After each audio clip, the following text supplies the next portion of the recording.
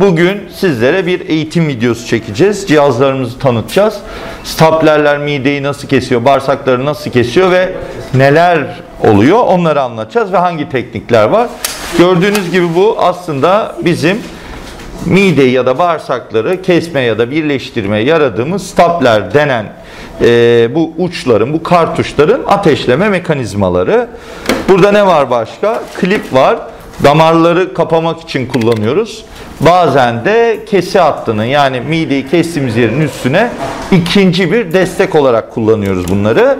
Bir de burada ise bir portakü, dikiş atmaya yarayan ve bir dikiş var. Buna mide dokusu diyelim. Bir dosya kağıdı aldık. Umarım beyaz ve görebiliyorsunuz. Şimdi ne yapacağız arkadaşlar? Bakın bu kartuşumuzu açtık. Gözüküyor mu arkadaşlar güzel bir şekilde? Buraya koyuyoruz. Kapatıyoruz. Şimdi bakın ateşlemeye başlayacağız. 1, 2, 3 dedik. 3 tane ateşlemeyi yaptık. 4 dediğimizde de kesiyor. Kesti. Şimdi şöyle açalım. Gelin bakalım hep beraber.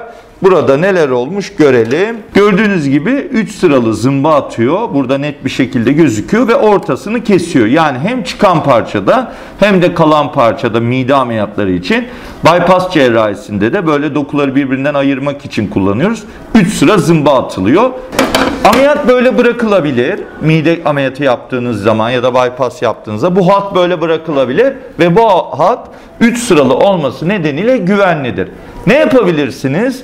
Kanamayı azaltmak ya da daha fazla destek vermek için boydan boya, bakın bu kliplerden koyabilirsiniz. Şöyle koyalım bir tane. Bakın şu klibi görelim. Şu klibi görebiliyor musunuz ucunu? Evet.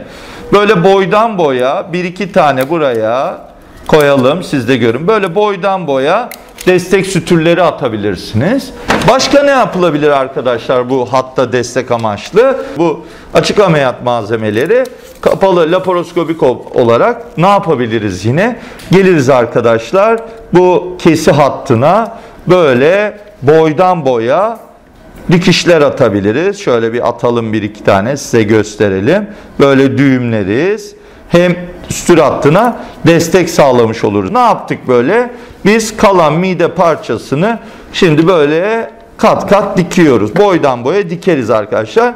Bu bize ne verir? Kanama, kılcal damar yüzeyi konusunda kanamaların önüne geçer ve stapler hattına desteklik verir. Ama şöyle siz bunu continue attığınız zaman bu dikişleri, bakın böyle daralmalar da olabilir, mide dönebilir de. O yüzden bu dikişleri atarken de hem darlık konusunda hem teknik konusunda dikkat etmek lazım. Peki biz ne yapıyoruz arkadaşlar? Biz vakaya göre karar veriyoruz. Dokunun kalınlığına göre, hastanın daha önce balon geçmişi var mı, revizyon mu yapıyoruz, ne kadar daraltacağız ya da midesinde açılanma var mı? Ona göre bazen ikinci sütür ipleri tercih ediyoruz. Bazen hiçbir şey yapmadan bırakıyoruz. Bazen de boydan boya her yere klipler atıyoruz arkadaşlar.